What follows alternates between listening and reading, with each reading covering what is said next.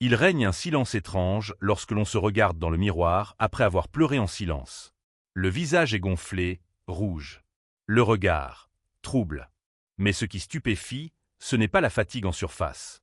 C'est une sensation étrange et inconfortable, comme si l'on fixait une parfaite inconnue. Non pas la femme que l'on a tenté de préserver, d'embellir ou de satisfaire, mais une âme qui vient de tomber de sa vieille enveloppe, se tenant nue devant une vérité indéniable. On ne peut plus être celle que l'on fut. Carl Jung disait « L'âme a une soif innée d'intégralité, non de perfection, ni de validation extérieure, mais d'intégralité. L'harmonie entre le moi social et l'être profond. Mais pour tendre vers cette intégralité, une phase est incontournable, la phase de la rupture. C'est lorsque les masques tombent. Les sourires de politesse, les acquiescements forcés, les fois où l'on a dit que tout allait bien alors que son âme se fissurait intérieurement. Tout cela devient soudain trop lourd, trop faux à porter. On n'a plus la force de jouer la comédie, plus l'envie de mettre les autres à l'aise, plus le besoin d'être agréable, convenable ou simplement adapté. Et dans cette lassitude, un voyage commence. Non pas un voyage pour devenir la femme désirée, mais pour devenir la femme que l'on choisit d'être. C'est ce que Jung nommait le processus d'individuation. Quand une personne commence à se retirer des attentes externes pour écouter la voix intérieure, se souvenir qui elle est, et se reconstruire de l'intérieur. Silencieusement, sans applaudissements, mais profondément, résolument et irréversiblement. Numéro 1, le voyage vers soi, au-delà de l'ombre et des masques. Certaines femmes passent leur vie à chercher l'amour, sans jamais vivre une seule fois comme leur vrai moi. Elles sont louées pour leur abnégation, leur douceur, leur obéissance. Mais au fond de leur âme demeure un soupir silencieux que personne n'entend. Carl Gustav Jung disait « La chose la plus terrifiante est de s'accepter complètement. » Ce n'est pas une philosophie romantique. C'est un électrochoc, un murmure qui tranche les multiples couches identitaires que les femmes ont portées durant des siècles. De la fille obéissante qui sourit au bon moment, à l'amante sensuelle qui sait plaire, en passant par la mère parfaite qui se sacrifie toujours. Ces versions ne sont pas intrinsèquement fausses, mais sans conscience, elles deviennent des masques qui étouffent l'âme. Dans la psychologie analytique de Jung, ces rôles imposés par la société se nomment des archétypes. Des images primordiales logées dans l'inconscient collectif. Les archétypes comme la mère, la jeune fille, l'amante, la nourricière, servent de cartes internes pour naviguer dans le monde. Mais lorsqu'un archétype est exagéré ou devient l'unique identité, on perd son sentiment d'intégralité. Une femme confinée au rôle de mère sacrificielle peut oublier qu'elle est aussi une amante, une créatrice, une aventurière. Une femme vivant entièrement dans l'archétype de la bonne fille ne sait souvent dire non, ni exprimer sa colère, et apprend à vivre en silence en elle-même. Un des signes les plus clairs de cette suffocation intérieure est la lutte constante entre l'image extérieure et la voix intérieure. Beaucoup de femmes accomplies, admirées, aimées, se retrouvent à souffrir en silence dans la solitude, sans comprendre leur vide. Car elles ne vivent pas leur essence, mais leur persona. Le masque social que Jung décrivait comme le système d'adaptation de l'individu ou la manière dont il assume ses rapports avec le monde. Les archétypes et l'inconscient collectif. 1959. La persona nous aide à fonctionner en société, mais si l'on s'y accroche trop longtemps, on oublie le visage en dessous. Et un jour, l'ombre se lève. Jung décrivait l'ombre comme les aspects rejetés, réprimés et inacceptables de l'âme humaine. C'est là que vivent notre colère refoulée, notre envie niée, notre sensualité condamnée et notre sauvagerie réduite au silence. Pour les femmes, l'ombre est souvent emplie d'émotions étiquetées comme trop sensible, trop forte, trop indépendante, trop émotive.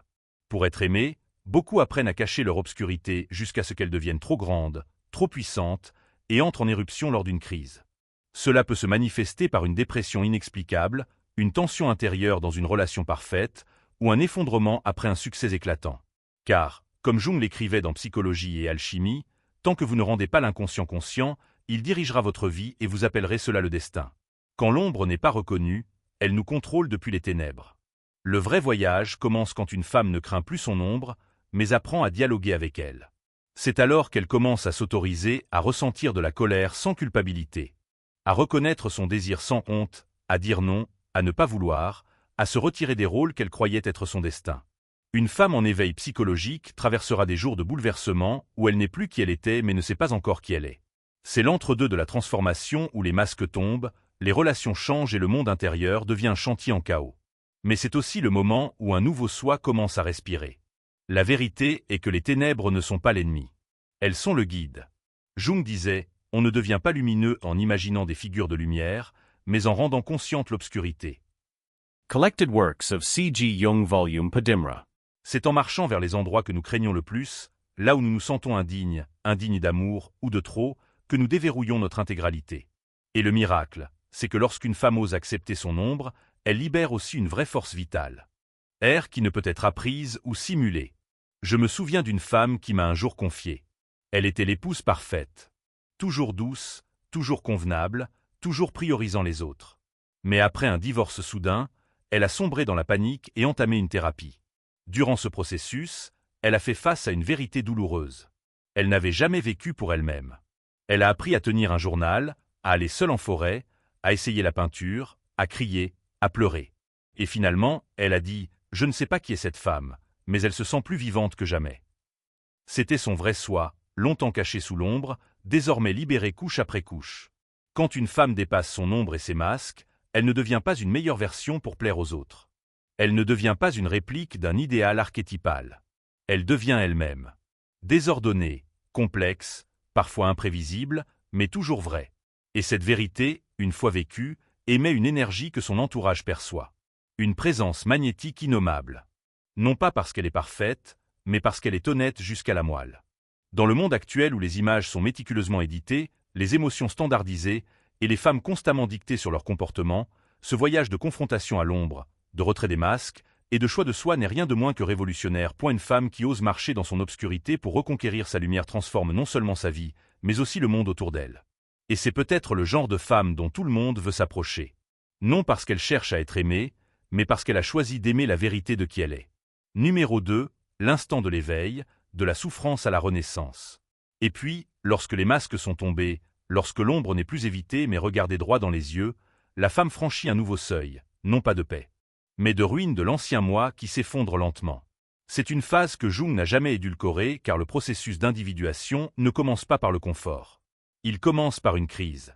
La vraie question est maintenant, avez-vous déjà connu une chute, si profonde qu'elle vous a forcé à vous retrouver à nouveau?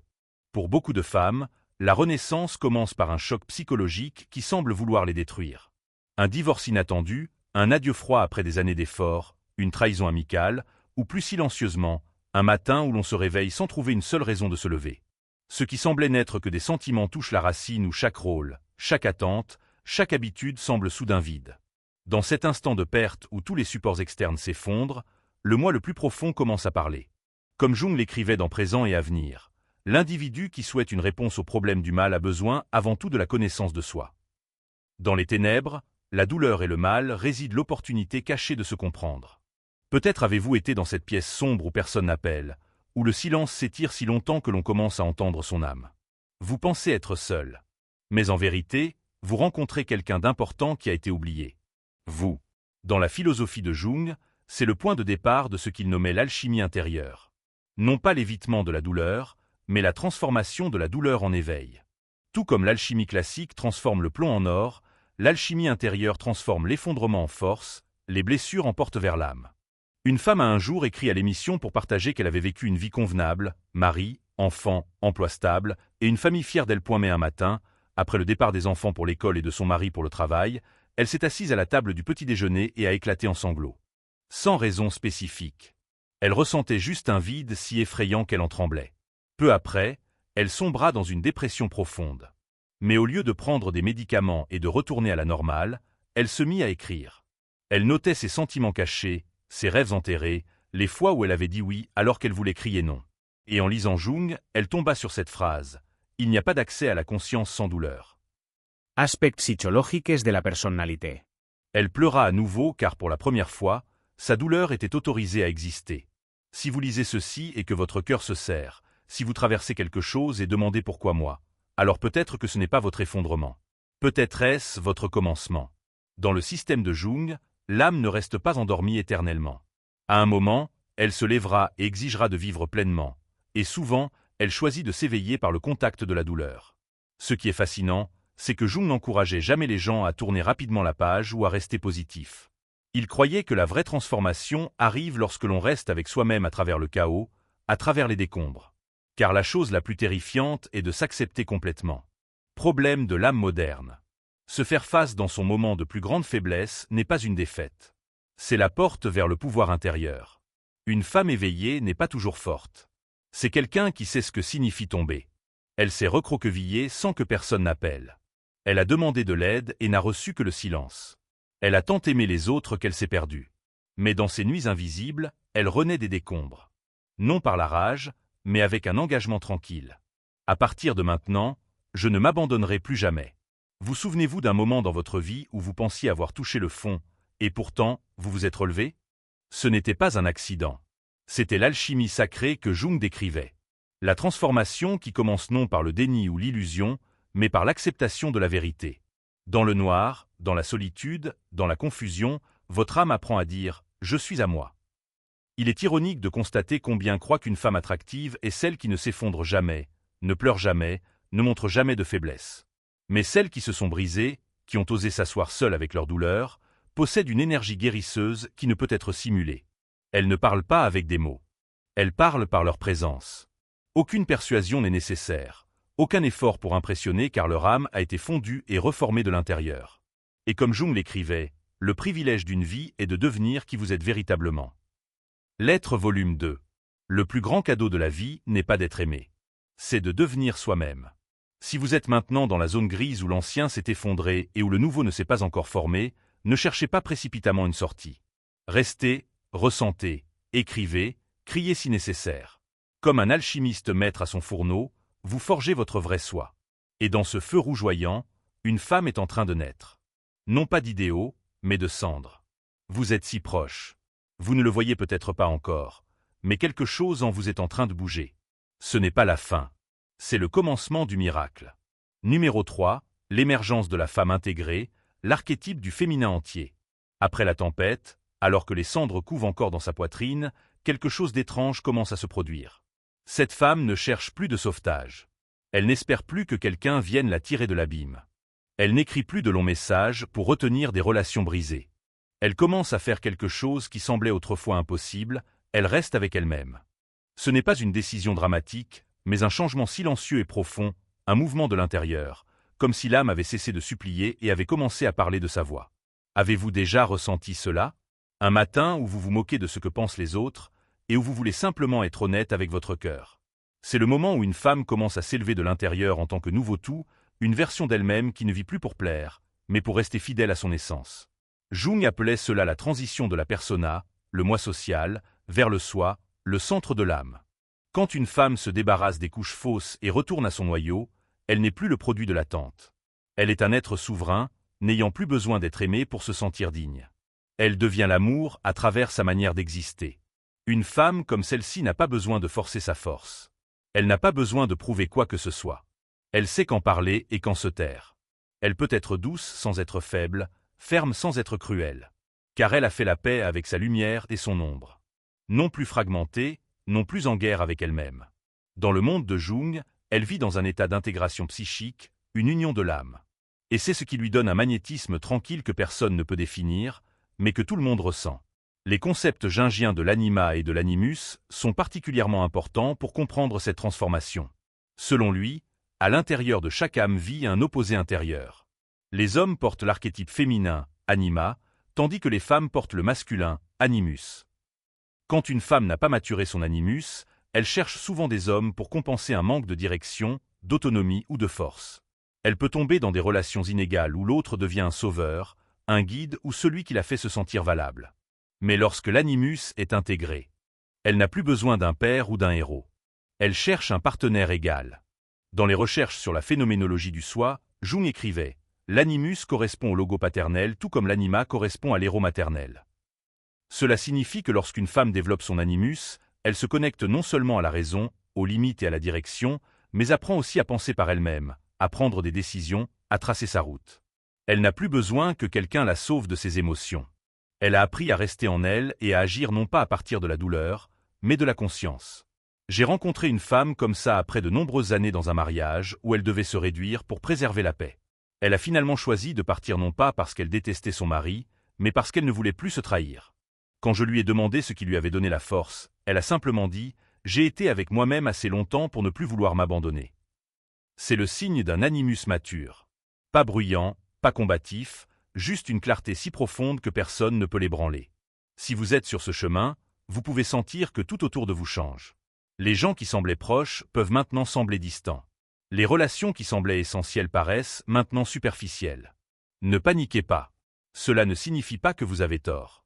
Cela signifie que votre fréquence change. Et quand une femme commence à vivre dans la vérité, tout ce qui n'est pas enraciné dans la vérité tombe naturellement. La plus belle partie est celle-ci. Une telle femme n'est pas captivante à cause de son apparence ou de ses paroles astucieuses. Elle émeut les gens par sa présence. Dans chaque regard, chaque pas et chaque silence, elle porte la force ancrée que seul quelqu'un qui a traversé les profondeurs peut posséder. Et c'est quelque chose que vous ne pouvez pas simuler. La vérité n'a pas besoin de crier.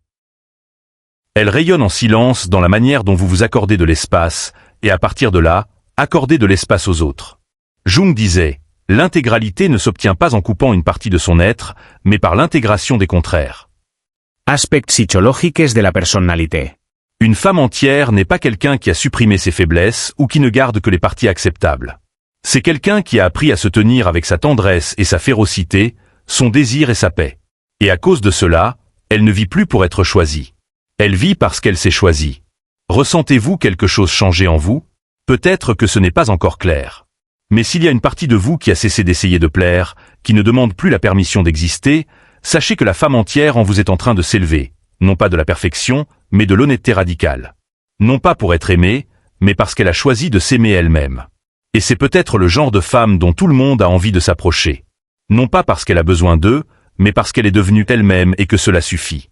Numéro 4, le pouvoir du refus et le vrai magnétisme. Pourquoi est-elle désirée par tous? Toute lumière n'est pas éblouissante. Certaines femmes entrent dans une pièce sans tenue glamour, sans voix forte, sans effort pour attirer l'attention, et pourtant tout le monde se retourne pour les regarder. Elle ne fait rien de dramatique, mais sa présence altère l'espace. Il y a une énergie tranquille qui émane d'elle, une sorte de magnétisme que personne ne peut expliquer. Et si vous regardez de près, vous verrez que c'est le pouvoir de la vérité. Elle n'est pas la plus belle de la pièce, ni la plus douce, la plus conciliante, ou la plus facile à satisfaire. Elle n'essaie pas d'être aimée, et elle se soucie certainement pas d'être approuvée. Et c'est exactement ce qui la distingue. Jung n'a jamais dit qu'une femme devrait abandonner son instinct d'être aimée. Il a simplement souligné que lorsque nous priorisons le fait d'être aimé plutôt que d'être vrai, nous nous perdons. Une femme entière n'a pas besoin d'être aimée pour se sentir digne car, comme Jung l'écrivait dans le développement de la personnalité, la question la plus importante que l'anyone quant à ce qui soit mit à Amy Living. Elle ne vit pas selon le mythe de quelqu'un d'autre. Elle vit l'histoire que son âme écrit. Avez-vous déjà rencontré une femme qui ne s'excuse pas pour ses émotions? Elle ne cache pas ses larmes, ne masque pas sa joie ou sa tristesse. Elle ne bronche pas lorsque sa voix tremble d'émotion. Et elle ne craint pas lorsque son regard devient froid si nécessaire. C'est un signe d'intégration. Elle ne joue pas la forte. Elle est vraiment allée en enfer et en est revenue. Elle ne prétend pas aller bien. Elle a été brisée. Elle est renaître. Et maintenant, les fissures en elle sont les endroits même par où la lumière entre. Carl Jung disait, seul le médecin blessé guérit. Collected Works, volume 10. Celui qui peut vraiment guérir est celui qui a porté ses blessures. Et la femme entière en est la preuve vivante. Elle n'utilise pas sa force pour dominer, mais utilise son expérience pour créer un espace sûr. Elle n'a pas besoin d'être meilleure que quiconque, n'a pas besoin de gagner, n'a pas besoin de prouver. Elle ne refuse pas de s'affirmer. Elle refuse parce qu'elle connaît la valeur de son énergie. Elle sait dire non. Elle pose des limites. Elle n'échange pas sa paix d'esprit pour éviter de contrarier les autres. Elle ne réduit pas son intuition au silence pour préserver la paix. Et plus important encore, elle ne s'excuse plus pour sa profondeur. Elle ne dit plus « je sais que je pense trop » ou « désolé si je vous ai mis mal à l'aise parce que je suis sensible ». C'était autrefois des tickets pour être acceptée, pour être aimée. Mais maintenant elle comprend que sa profondeur n'est pas un défaut. C'est un cadeau. L'attraction réelle ne vient pas du fait de s'adapter parfaitement aux préférences de quelqu'un. Elle vient de l'intégrité intérieure.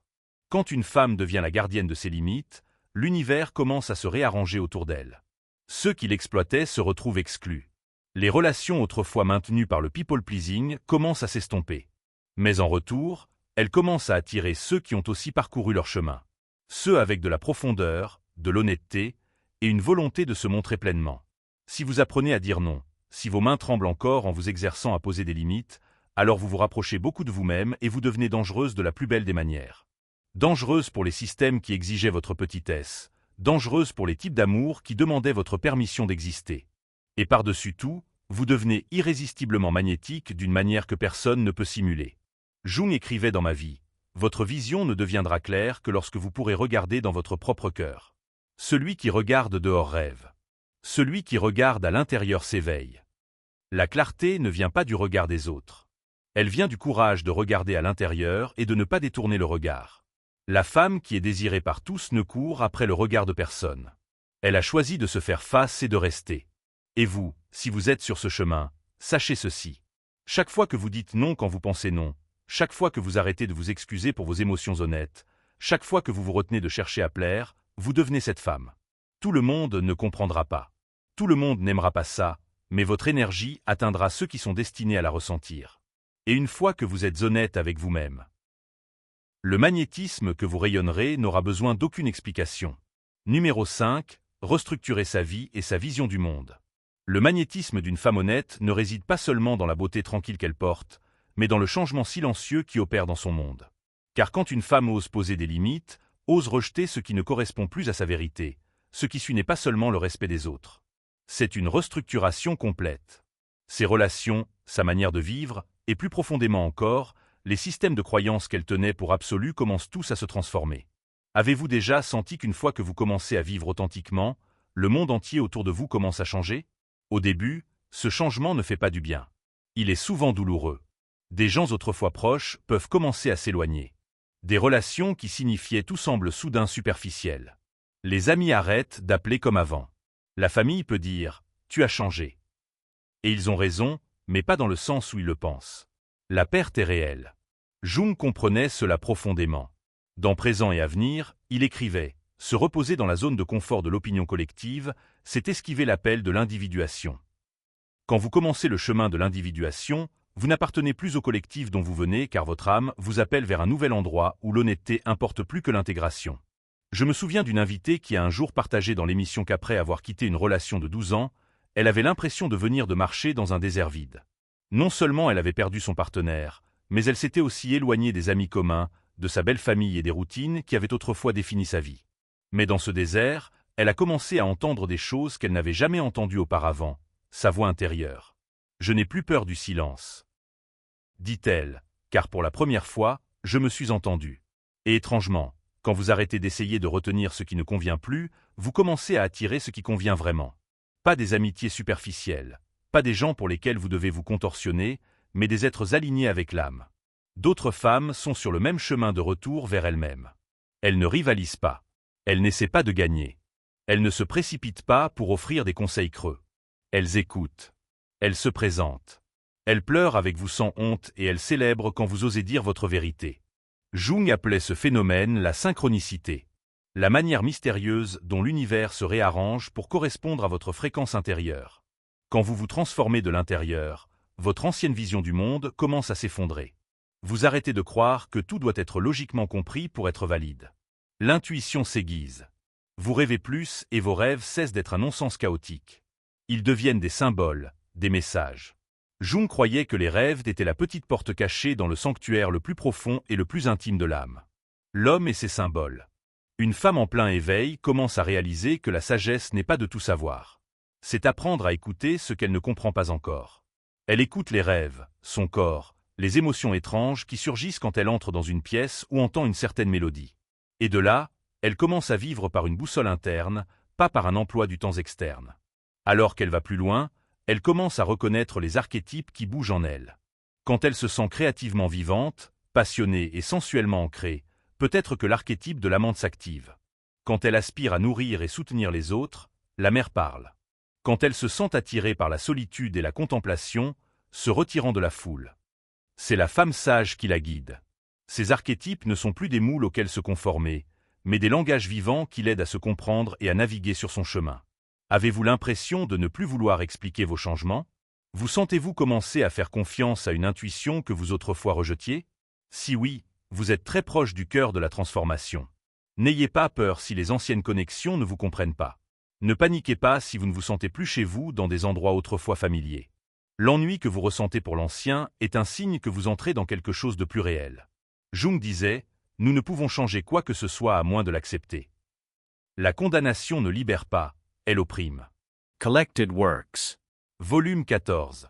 Le changement ne vient pas du fait de se forcer à devenir quelqu'un d'autre. Il commence par le courage d'accepter que vous avez déjà changé. De là, tout commence à se restructurer, non pas autour des attentes des autres, mais autour de la vérité en vous. Une femme qui restructure sa vie n'a pas besoin de plans élaborés. Elle commence par dire oui à ce qui semble juste. En réaménageant son espace de vie, en sortant seule tôt le matin, en notant ses rêves, en acceptant qu'elle n'est plus celle qu'elle était, et en lâchant l'espoir que les autres comprendront. Ce genre de restructuration n'est pas un tremblement de terre. C'est une série silencieuse de petits changements constants et irréversibles. Et c'est ainsi qu'elle entre dans sa vraie vie. Ne plus emprunter de croyances. Ne plus vivre le rêve de quelqu'un d'autre. Chaque pas, qu'il soit incertain ou solitaire, est un pas vers un monde où elle est pleinement elle-même et n'a besoin d'aucune permission pour l'être. Numéro 6. Intégrer les archétypes intérieurs. L'amante, la mère, la magicienne, la jeune fille. Et puis, quand une femme commence à marcher au rythme de ses pas, ne cherchant plus les applaudissements des autres, elle entre dans une couche plus profonde du voyage. Il ne s'agit plus d'échapper à l'ancien. Il s'agit de tisser ensemble les pièces fragmentées en elle en un tout vivant et respirant. Ce n'est plus l'effort de se débarrasser des vieux rôles, mais le choix conscient de vivre comme une symphonie complète où chaque facette d'elle est reconnue, écoutée et autorisée à coexister sans conflit. Jung appelait cela une partie essentielle du processus d'individuation, l'intégration des archétypes intérieurs. Une erreur que font beaucoup de femmes, non pas parce qu'elles ont tort, mais parce qu'on leur a appris, c'est de croire qu'elles doivent être une seule chose. Une bonne mère, une douce amante, une belle épouse ou une fille modeste. Elles choisissent un rôle, souvent le plus facilement aimable, le plus socialement accepté, et abandonnent le reste. Mais chaque archétype n'est pas une boîte fixe. C'est un flux d'énergie attendant d'être activé, fluide, dynamique et destiné à co-créer le paysage psychologique d'un être humain entier. En chaque femme vivent de multiples archétypes. Elle peut être l'amante, sensuelle, passionnée, attirée par la beauté, sans crainte de chercher la joie. La mère, nourricière, patiente, compatissante, un lieu sur où atterrir. La magicienne ou femme sage, profondément intuitive, attirée par la solitude avec une perspective intemporelle. Et la jeune fille, libre d'esprit, curieuse, créative et riche d'émerveillement. Ces archétypes ne s'annulent pas mutuellement. Au contraire, ils sont toutes des facettes du même être. J'ai parlé un jour avec une femme de 50 ans, ancienne PDG d'une grande entreprise technologique. Pendant des années, elle incarnait les archétypes de la magicienne et de la mère, rationnelle, vive, s'occupant à la fois de son équipe et de sa famille. Mais après une crise de santé, elle a dit avoir commencé à se sentir épuisée intérieurement. Elle a commencé à prendre des cours de danse du ventre. Elle est allée à des séances de dessin de nu. Elle s'est écrit des lettres d'amour. Elle a ri et a dit « J'ai réalisé qu'il y avait encore une jeune fille joueuse en moi. Cette partie n'est pas morte. » Et elle ne l'était pas. Ces archétypes d'amante et de jeune fille n'étaient pas là pour remplacer ses rôles précédents. Ils s'éveillaient pour étendre son terrain intérieur, l'aidant à vivre plus pleinement, plus fidèlement. Carl Jung croyait que la liberté psychologique ne vient pas de couper les parties dont nous n'avons pas besoin. Elle vient du fait de permettre à toutes les parties de nous-mêmes de coexister sans honte, sans guerre. La vraie maturité ne signifie pas choisir un côté, mais réconcilier les opposés en soi. Vous pouvez avoir envie de sensualité et aussi apprécier des nuits tranquilles à lire de la philosophie. Vous pouvez chérir vos enfants et aussi avoir besoin d'un espace où personne n'a besoin de vous. Vous pouvez rire fort lors d'une fête et pleurer silencieusement sur une chanson à minuit. Et plus important encore, vous n'avez à vous excuser pour rien de tout cela. Si vous vous êtes déjà senti désorienté par des contradictions intérieures, ne vous inquiétez pas. C'est bon signe. Cela signifie que vos archétypes se réveillent, parfois tous en même temps. Ne vous précipitez pas pour n'en choisir qu'un. Commencez par écouter. Un jour, vous pouvez ressentir l'envie de créer quelque chose de beau. C'est l'amante qui vous guide. Un autre, vous aspirez au silence et aux livres anciens. C'est la magicienne qui chuchote. Un autre jour, vous pouvez avoir envie de vous allonger par terre et de griffonner. C'est la jeune fille. Et quand quelqu'un aura besoin d'elle, la mère émergera sans être convoquée. Vous êtes tout cela et vous avez le droit d'être tout cela. Une femme qui intègre ces archétypes ne demande plus « Qui devrais-je être pour être aimée ?» Elle demande « Quelle partie de moi a besoin de prendre vie aujourd'hui ?» Cette question ne la libère pas seulement de la pression sociétale, elle déverrouille une énergie créative dans l'art, le travail, sa manière d'aimer, de parler et de se montrer. Elle n'essaie plus d'être la femme idéale. Elle devient un être vibrant, incontainable, fluide, radieux et non enfermé. Jung a écrit une phrase que j'aime profondément dans ma vie. l'intégralité ne s'obtient pas en coupant une partie de son être, mais par l'intégration des contraires. L'intégralité ne vient pas de trancher ce que nous n'aimons pas. Elle vient du tissage de tout ce que nous sommes. Et vous, si vous avez lu jusqu'ici, faites une pause juste un instant et demandez-vous, y a-t-il une partie de moi que j'ai négligée trop longtemps? Y a-t-il un archétype qui frappe, demandant à être vécu à travers moi à nouveau? Si la réponse est oui, ouvrez la porte. Le chemin pour devenir une femme entière n'est pas une ligne droite. C'est une danse entre les parties de votre âme. Et vous êtes la chorégraphe. Vous n'avez pas besoin de permission. Vous n'avez pas besoin de perfection. Vous n'avez besoin que d'honnêteté et du courage d'être tout ce que vous êtes sans honte. C'est la vraie liberté. Peut-être que la partie la plus belle et la plus difficile de devenir une femme entière n'est pas d'apprendre quelque chose de nouveau, mais d'avoir le courage de décoller tout ce qui n'est pas vous. Les couches de « sois gentille »,« sois conciliante »,« sois aimable »,« sois altruiste » vous ont autrefois protégé, vous ont aidé à appartenir. Mais à un moment donné, elles sont devenues une prison. Et le moment où vous dites « assez », non pas avec rage, mais avec clarté, est le moment où vous commencez à devenir la femme que vous voulez être, pas la femme que quelqu'un d'autre attendait. Vous n'avez pas besoin d'être la femme que tout le monde désire. La vérité est que les femmes les plus profondément aimées sont souvent celles qui n'ont jamais essayé de l'être. Elle vit simplement si fidèlement qu'elle ne peut être ignorée. Et puis elle commence à attirer les bonnes choses, les bonnes personnes, le bon amour, non pas parce qu'elle performe, mais parce qu'elle s'est choisie. Il y a une étrange immobilité dans le regard d'une femme qui sait qui elle est quand elle se tient devant le miroir. Non pas pour s'ajuster aux préférences de quelqu'un d'autre, mais simplement pour regarder et sourire. Parce que la femme dans le reflet est celle qu'elle a autrefois rêvé de devenir. Non pas parfaite, pas indemne de tristesse, pas toujours forte, mais honnête, entière, et ne demandant plus la permission d'exister. Carl Jung a écrit un jour, « On ne devient pas lumineux en imaginant des figures de lumière, mais en rendant consciente l'obscurité. » Collected Works. Volume Padimra. Vous ne pouvez pas entrer dans la version la plus profonde de vous-même en poursuivant une fausse positivité. Vous devez passer par l'obscurité. Vous devez embrasser la douleur. Vous devez toucher les choses que vous avez enterrées. Et c'est à partir de cet endroit que vous commencez vraiment à briller, non pas avec un éclat emprunté, mais avec une lumière allumée de l'intérieur. Si vous êtes quelque part au milieu de ce voyage, si les choses semblent désordonnées, si vous vous sentez encore perdue ou douteuse, vous n'êtes pas seule.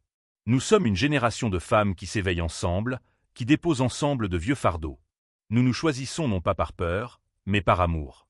Chaque fois que vous dites votre vérité, chaque fois que vous posez une limite, chaque fois que vous arrêtez de vous critiquer, c'est une petite onde de choc envoyée dans l'inconscient collectif où des milliers d'autres femmes attendent que quelqu'un le fasse en premier. Quand une femme guérit, elle ne guérit pas seulement pour elle-même. Elle guérit pour sa mère, pour sa fille, pour celles qui n'ont jamais eu de mots pour leur douleur. Elle ouvre un chemin non seulement pour elle-même, mais pour celles qui viennent après elle. Chaque pas que vous faites vers vous-même est un pas qui éclaire le chemin de quelqu'un d'autre. Donc, même si cette route semble solitaire, même si vous pensez ne pas être assez forte, souvenez-vous de ceci. Vous ne marchez jamais seul. Derrière vous coule une rivière de femmes qui retourne à elle-même. Devant vous se trouve la version complète de qui vous devenez. Et en cet instant même, tout ce que vous avez à faire est de vous choisir. Et le monde commencera à se réarranger pour refléter ce choix. Vous n'étiez jamais destiné à vivre petite. Vous n'étiez jamais destiné à demander la permission. Vous êtes ici pour vivre fidèlement, pour vivre pleinement. Commencez maintenant. Commencez par vous.